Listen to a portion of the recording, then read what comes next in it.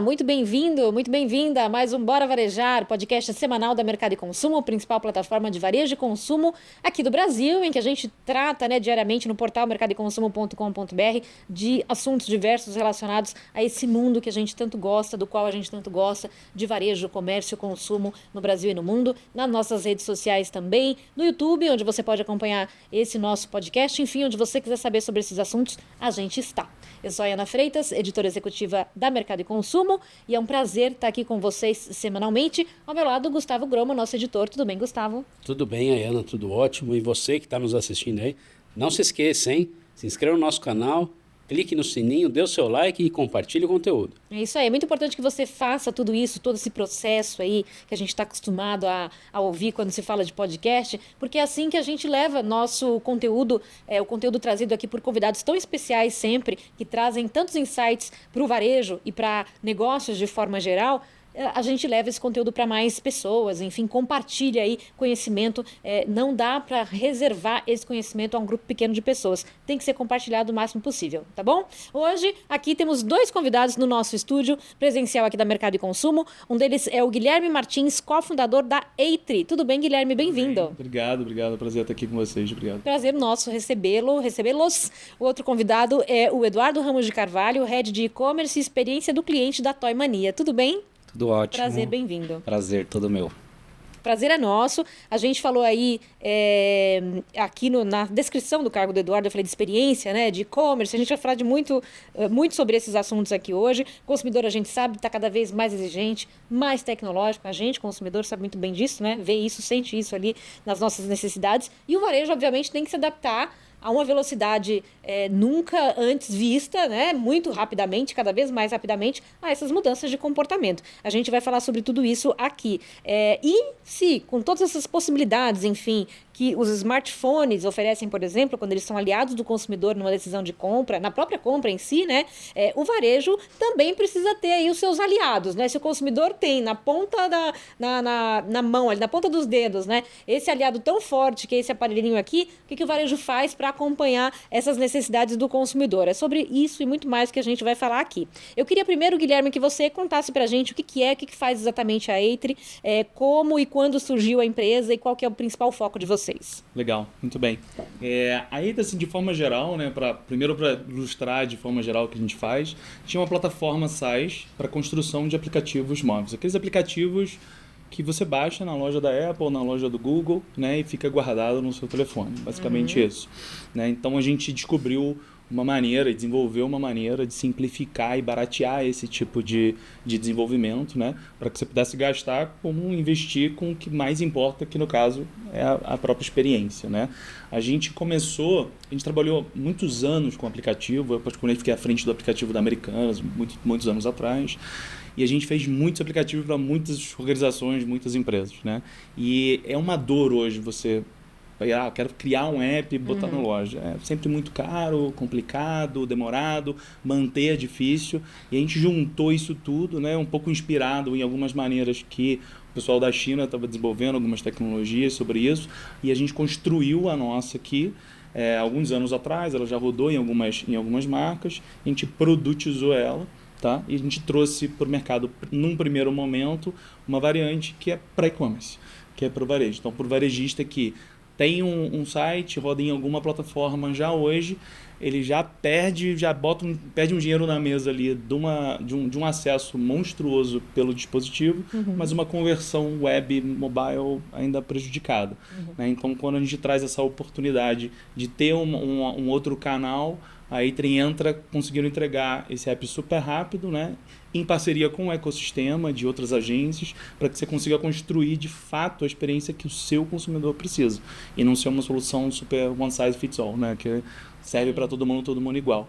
Então a gente nasceu para resolver essa dor, e ajudar o varejista a captar esse canal e ter domínio desse canal no negócio. Como se fosse um app white label, digamos assim? Acho que num primeiro momento é isso, mas com a capacidade de que outros parceiros e outras software houses e agências consigam desenvolver nesse app. Ou seja, essa parte da customização, da construção, da personalização, ela é aberta. Então, tudo que é difícil de fazer num aplicativo, tudo que é complicado de fazer, que o Google e a Apple dominam e definem as regras, a gente resolve meio por trás dos panos, você nem vê.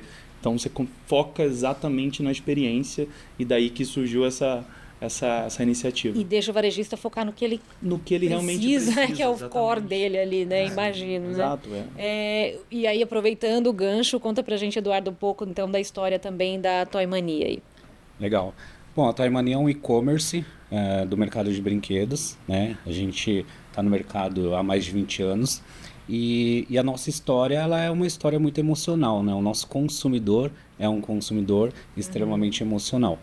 E entrando no assunto já até, nós buscávamos sim uma solução que nos desse essa possibilidade.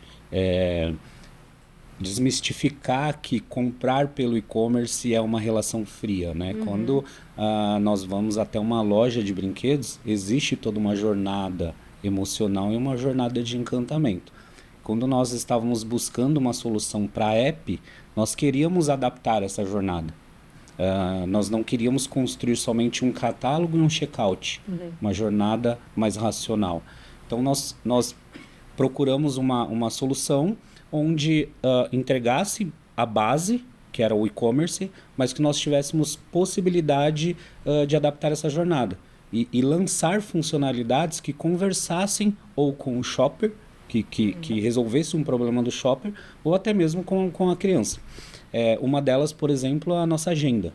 Então, quando o cliente baixa o app da Toy Mania, ele vem uma agenda criada, onde eu mostro para você os principais lançamentos de filme que o seu filho tem ou a filha, os passeios que são legais, já vem algo pré-montado, mas que vocês, usuários, conseguem personalizar essa agenda. Então eu vou criar o aniversário do meu filho, ou eu vou criar o aniversário do filho do amiguinho, do amiguinho da escola, ou eu preciso ser lembrado quando é o dia da festa fantasia na escola, e através dessas informações a gente começa a distribuir conteúdo.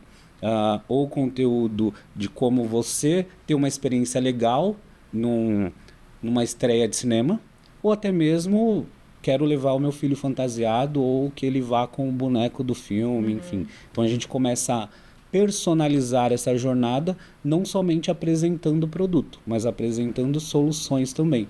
Porque a ideia é que essa decisão ela seja também emocional, não somente uma decisão racional de comprar um produto. Eu não posso transformar o meu produto num commodity. Senão começa a competir só pelo preço, né? Exato. Eu preciso levar uma solução para o meu consumidor. E o meu consumidor, que é a criança, a solução é o brinquedo. Ok, mas para o shopper, talvez a solução seja informar uma data importante, porque na correria do dia a dia, essa data pode... Diria que é uma super solução, viu? Para quem Gostamos, quem né? tem filhos sabe quanto isso é importante. Tira uma carga mental ali, né? Importante. E é curioso, né? Porque quando a gente fala eu ia te perguntar justamente exemplos de experiências, né? Que vocês poderiam citar que são possíveis de serem vivenciadas no aplicativo. Vocês citou a agenda, que acho que é um exemplo muito objetivo e prático ao mesmo tempo isso, né? Resolve a vida, né? Resolve um problema, do comprador. uma dor, né? Exatamente, muito. Atende muito essa questão. E, de fato, né? Eu fiquei pensando também, puxa, como você vai replicar? Replicar é impossível, mas como você vai levar uma experiência da mesma forma que você leva tantas experiências numa loja de brinquedo, né? Porque loja de brinquedo é isso, né? Você se encanta, o adulto também se encanta numa loja, né? Com pequenas soluções, né? Pequenas, não em termos de dificuldade, mas a gente tem muita dificuldade para desenvolver essas soluções que falam tão perto aí ao consumidor. Mas com soluções pensando nessa jornada, na cabeça do comprador, nas dificuldades, nos desafios, você chega a alternativas como essas, né? E, Guilherme, qual que é o papel de vocês da Eitri nisso? Legal. Falando assim, primeiro, o Eduardo estava falando de personalização na parte do app, pensando no consumidor final, né? Mas eu perguntando para você, a personalização de vocês pensando no cliente de vocês, não pensando, por exemplo, na Toy Mania, né? Vocês vão ter tipos de aplicativos personalizados para cada cliente. Pergunta 1. Pergunta 2. Essa agenda, por exemplo, que o Eduardo traz, que é algo diferente, a Ana falou que algo que pode trazer experiência. Vocês também chegam a dar esse tipo de ideia, né, para os clientes? Entendi. Legal essa pergunta da personalização, porque tem a ver com um pouco com a nossa história também. Acho que eu me lembro da gente, quando busquei o Edu para conversar com ele, né? Eu já tinha um contato e tal, mas eu busquei ele, a gente estava numa lojinha, numa exposição da Toy. Ele falou, vamos falar do app? Ele falou, cara, deixa eu te mostrar uma coisa aqui. Aí ele foi lá dentro, pegou um pelúcio e falou assim, ó, apertou o pelúcio e tocou uma musiquinha. Ele falou, cara, se eu não tiver esse tipo de experiência, não dá certo. Falei, então aperta aqui, vamos fazer, entendeu? Vamos botar isso para rodar, porque a gente nasceu entendendo que cada varejo é um varejo, entendeu? Cada emoção, ela desperta de uma maneira diferente, né? Então isso é essencial para o nosso negócio. Aí você falou, você vai entregar um app diferente para cada um. A nossa abordagem para essa é trabalhar com o canal do ecossistema de agências. O que acontece? Por exemplo, quem desenvolveu essa agenda foi o parceiro que atende hoje a Toy, que foi a Wycom, que é meu parceiro. Então, eu coloco na mão da agência que conhece essa emoção, que entende o dia a dia, que está no dia a dia com as marcas, para ele construir esse tipo de coisa. Evidentemente, a gente tem uma grande experiência com engajamento, com ferramental para app, e a gente faz push das possibilidades, né? Então, a gente leva... Quando a gente lançou, a gente estava trabalhando nisso no final do ano, e até prometi para o Edu e lancei no prazo. A gente está falando de hiperpersonalização. Edu, vamos botar esse negócio. Ó, existe isso aqui. Aí você entrou com a agência trouxe as opções e eles começaram a fazer esse rollout. Né? Então, tem tudo a ver com o que a gente faz, porque eu parto de um princípio único, né, que todas as lojas têm o básico, né, mas essa personalização da própria ferramenta, ela nasce através dessa rede de parceiros, né? Que vira uma relação ganha-ganha, né? O ecossistema também ganha com isso, né? Ele já existe muito forte há muitos anos, né? Então faz sentido para a gente ganha muita escala com isso também. Muito bom. Aproveitando o gancho, Guilherme, você falou de inspiração em aplicativos chineses, né? Isso. Inicialmente, pelo menos. E é fato, né? A China é uma referência quando a gente fala de super apps e tudo mais. Como é que você vê, enfim, esses super apps e até a adaptação que pode ser feita para o mercado brasileiro, né? Dessa realidade? Legal. A gente viveu esse momento do boom, quando o super app veio aqui e várias marcas grandes, principalmente fintechs e bancos começaram, a gente rodou fintech gigante, e a plataforma nasceu desse cenário. Então é uma plataforma que arquiteturalmente é uma plataforma de super apps, né? Mas ela, como ela é super, ela atende qualquer nível, né? Mas a minha percepção é que no mental assim do mercado ficou muito aquele de super, eu tenho que ter uma marca gigante. Sim. Eu tenho que ter centenas de serviços, eu tenho que ter tudo. Mas na verdade o conceito, até o Gartner fala sobre isso, o super app é aquele aplicativo que consegue integrar alguns serviços a mais do que o core, que ele unifica a visão do cliente, né, do consumidor, ou seja, tudo que é informação, ele é usado em todas essas camadas, né? Então, se você parar para pensar, um varejista hoje, que boa parte deles tem o e-commerce, tem o app, mas o cartão é separado, é outro app. Mas o atendimento é num site esquisito. Assim, é uma coisa que na verdade, quando você para pensar que você está na sua marca, você vai pensar um super app, você não tem que ser igual um super app chinês. Sim. Entendeu? Você tem que entender o conceito que você vai sempre buscar trazer para a sua audiência, para os serviços que fazem sentido para eles. Você para pensar, a agenda é um mini aplicativo. Exato. De suporte. Tem um mini aplicativo de live stream, tem um mini aplicativo de lista de presentes. Então, tudo isso são super apps, né? Então, quando você fala de um app de e-commerce, tem catálogo, checkout, é um app, né? Então, a gente entendeu que isso não encaixa para todo mundo.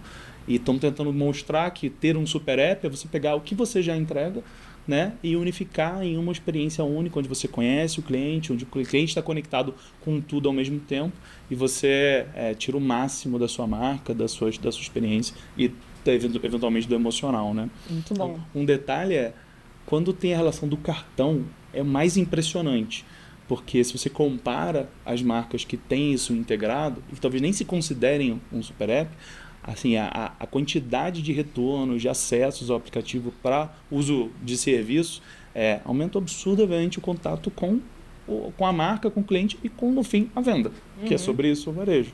Total. Então, esse é um grande diferencial. Total. Antes da gente ir para o intervalo, uma última pergunta aqui para o Eduardo. Como você vê o crescimento, e na própria Toy Mania, né, do interesse por soluções de e-commerce no celular, nesse segmento, especificamente, estamos falando de varejo no geral, mas especificamente de brinquedos? O mercado de brinquedos é um mercado relativamente pequeno. Né? A gente tem um grande player no mercado, e existem players regionais. Verdade. Né? Então, ainda é muito baixo. Né? Mas, no mercado de varejo como um todo, eu acredito que tenha um crescimento sim, justamente porque, através do aplicativo, nós conseguimos mais dados, mais insumos para trabalhar essa personalização, né? Para trabalhar esse senso de pertencimento do consumidor. Né?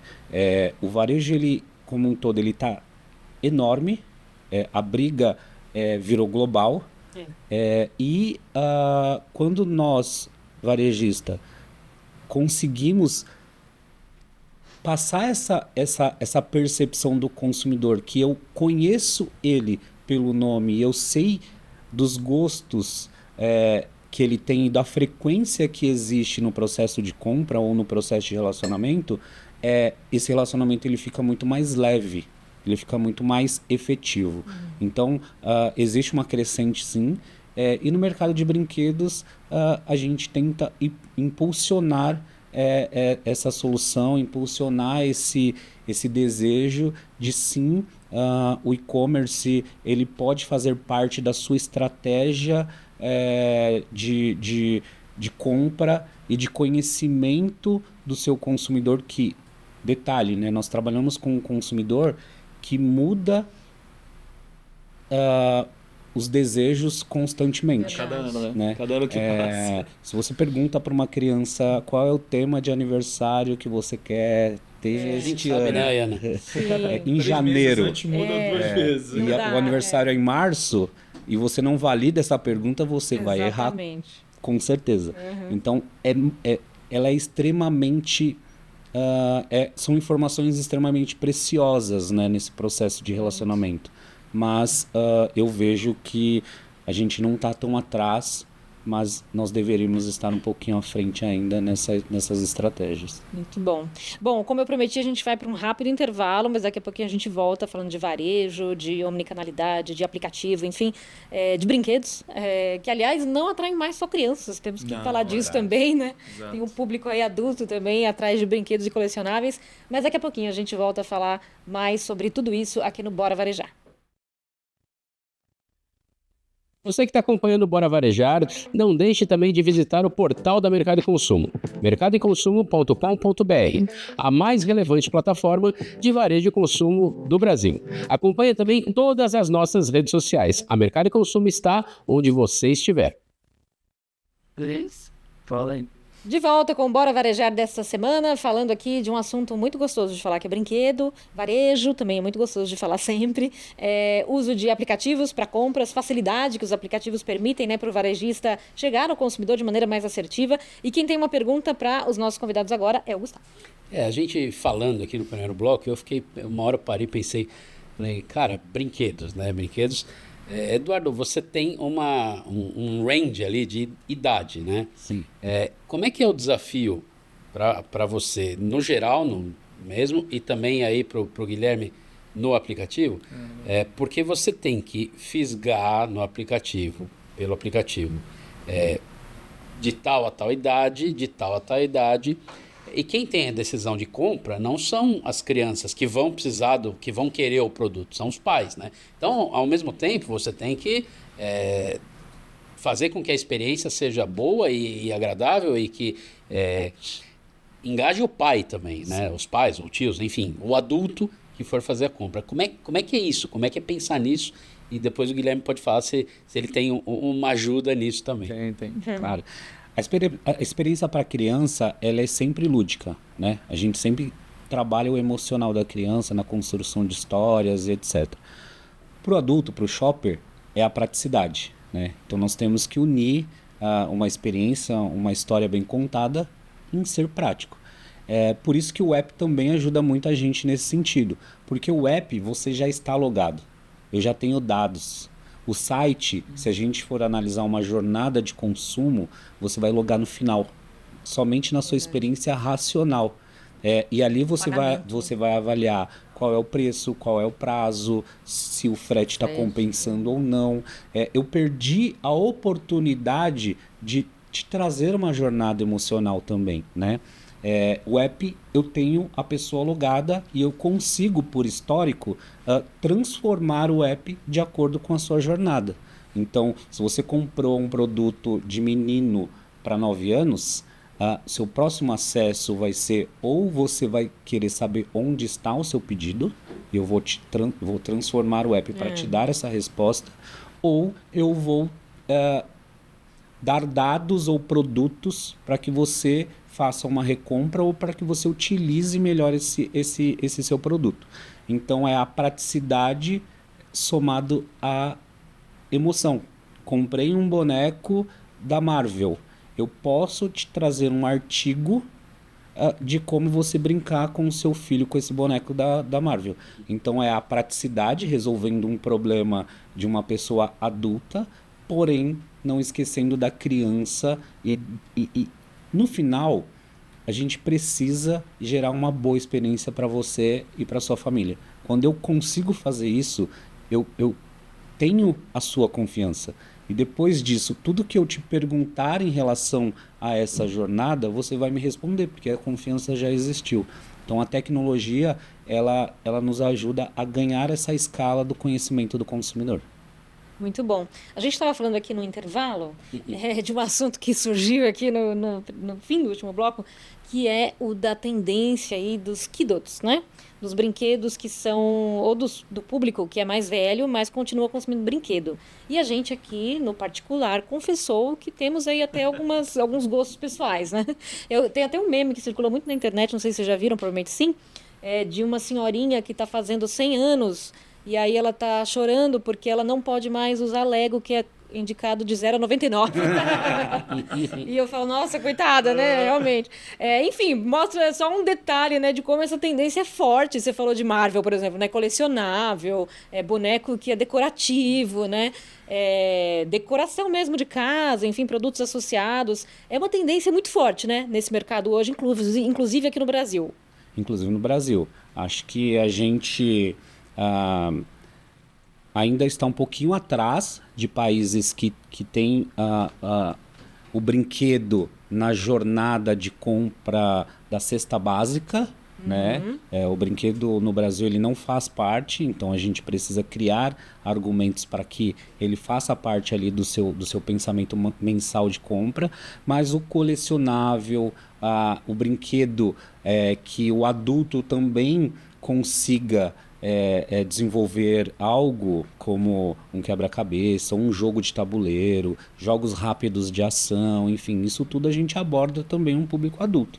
É um público que tem crescido e pesquisas dizem que o tamanho deste mercado é muito similar ao tamanho do mercado de brinquedos, né? E em alguns países até, quando a gente pega de países europeus, ele é até maior do que o mercado de brinquedos. E nós no Brasil estamos começando a surfar essa onda aí há uns 2 anos, 1 ano e meio, 2 anos, né? E é legal porque a gente, é nostálgico, né? A gente traz memórias afetivas e isso auxilia muito também no nosso desenvolvimento familiar ali, né? A gente começa a usar o brinquedo como ferramenta de união entre as famílias e de trocas, né? De conhecimento, de construção de histórias, de construção de memórias. É tão real já essa questão do Kiduts que existe uma tendência que vem vindo das crianças quererem muitas miniaturas. É o colecionismo no brinquedo também. né? A gente tinha uma cultura de o brinquedo legal era o barato e grande. Ele chegava na festa de aniversário com os pacotes enormes, O pacote né? maior era o mais Maior legal. era o mais legal, né? Todo mundo ficava olhando ali quem foi que deu aquele ali. Aquele grandão. Hoje existe já uma cultura entre as crianças da miniatura. E é um mercado, em termos de valor, também importante, né? Porque a gente está falando de brinquedos colecionáveis ou, enfim, Com tickets maiores. tickets maiores do que a média, né? Não, desculpa, mas eu vou entregar a idade agora. Tem uma coleção que eu sou doido pra ter, que é do Caverna do Dragão. Sim, sim, sim. Tem isso? Tem. Tem. Eles são perfeitos. Perfeito, igualzinho o desenho. Igualzinho o desenho. E aí eu falei assim, cara, eu não sei. Fiquei na dúvida. É colecionável, de certa forma, Total. mas é um desejo. É o tipo de brinquedo que não dá pra deixar na mão da criança, Então, dá não dó, dá. né? Exato, exatamente. Você brinca, Gustavo, com brinquedo? Ou só quando você vai entreter os seus filhos? Não, e quando, tudo mais? quando eu vou entreter os filhos, sim. Mas eu tenho algumas... uma coisa ou outra que eu guardei, né? Mas, por exemplo, de Caverna do Dragão, agora eu super me interessei, né? Mas também tem um Já problema, vai baixar o né? aplicativo. O bom é que eu tô ganhando uns clientes. O problema é que, assim, esses colecionáveis, cara, geralmente são caros. São caros, são caros. Mas Porque acho... eles sabem, né? Eles sabem que busca pelo coração, pela nostalgia, e que é pro adulto, né? Então o adulto consegue. Porque assim, deixa o seu filho pedir para você, Ayana, um brinquedo do preço desse colecionável. Você vai falar, não, é muito caro, mas para você, Pra você compra. Exato, você exato. compra. Mas né? o meu já está quase nessa fase aí, já está nessa fase de querer o colecionável, a miniatura, porque também enfim, não é só para brincar, é para ter, para colecionar, para visualizar, enfim, ele decorar, né? Enfim. E uma perguntinha que eu tenho aqui sobre personalização, né? A gente falou muito quando falamos de aplicativo, especialmente, vocês trouxeram exemplos da própria Toy Mania e outros aplicativos desenvolvidos pela Eitri, que tem muito a ver com essa personalização da jornada, né? De acordo com o tipo de varejo, ou de acordo com o público com quem você está falando. Qual a importância dessa personalização e quanto mais hiperpersonalizada essa jornada vai ser, na visão de vocês? Legal. Acho que tem a ver até com esse assunto do público adulto também, utilizando isso. O que a gente percebeu, e isso veio do nosso propósito, né? Você falou um pouco no começo da personalizar a minha relação com os meus clientes, com a Toy, com outros varejistas. Mas isso é claro para a gente que um app precisa ser vivo. Tá? Então, ele poder ser editado, configurado, não só em termos de banners, ofertas, mas também de funcionalidade, era uma coisa que era inegociável para a gente. A gente pensou em dar um passo além. A gente trouxe para dentro do Eitri uma capacidade de você entregar uma jornada totalmente diferente, tá? Para cada usuário. Né? Como é que funciona isso, né? Funciona da seguinte forma: você tem audiências diferentes que você constrói de acordo com o seu público. Né? Então eu tenho alguém que buscou e navegou por colecionáveis. Cara, esse cara aqui eu tenho que trazer um outro tipo de oferta, um outro tipo de experiência. Não adianta eu botar o vídeo da galinha pintadinha. Eu vou botar o vídeo do Caverna do Dragão. Entendeu? Esse tipo de coisa. Então a gente trouxe para a plataforma a oportunidade de cada usuário que entra ali, no momento que ele está, resolver o problema dele daquele momento. E entregar para ele o que ele precisa, o que ele quer naquele momento. Né? Então, essa mecânica a gente chama de hiperpersonalização no seguinte sentido, né? Personalizar algo, vamos dizer assim, uma recomendação, algo por um gosto é uma coisa, mas você imaginar que todo um conteúdo e uma jornada pode ser única para cada consumidor, é um negócio um pouquinho mais em outro patamar e se conecta com outros momentos, né? De estar dentro de uma loja, em outros casos, estar dentro de uma loja, a sua vivência no aplicativo é diferente do que se você estiver dentro de casa, né? Então, conseguir se adaptar a isso é um diferencial que hoje a gente entende que não tem como você fugir disso, né? Porque um app que você abre todo dia e ele é igual todo dia, você vai parar de abrir todo dia, em algum momento. Exatamente, você vai parar de abrir todo dia. A gente já está falando aqui de inteligência artificial? Também. Tem assim, existem vários tipos, né? Existem rotinas de jornadas que você já conhece. E você não precisa ir muito longe, não. Falar inteligência artificial, só por buzz não faz sentido. Mas tem uma rotina que o Edu sugeriu, por exemplo, se eu sou um comprador recente, acabei de comprar, eu trago opções na própria home da jornada que ele está, onde está meu pedido, se já chegou, avalie, coisas objetivas. Né? Se eu já comprei uma vez no app, no banner de primeira compra não vai aparecer. Tá?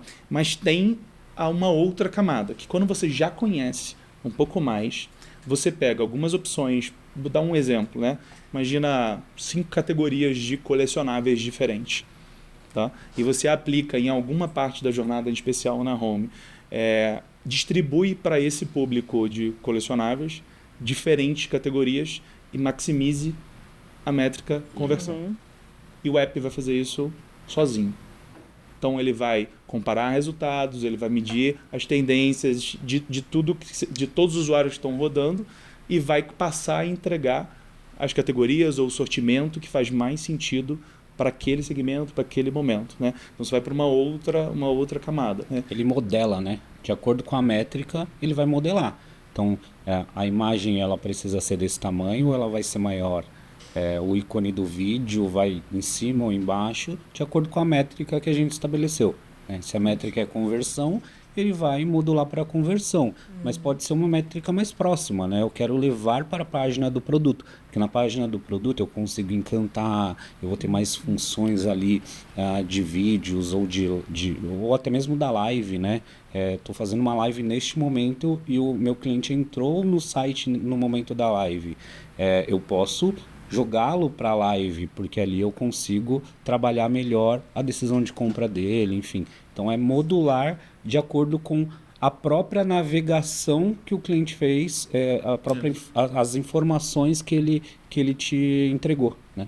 Porque se ele já está lá numa live, por exemplo, já está lá porque ele algum interesse teve ali no assunto, já está comprado, entre aspas, de alguma maneira, né?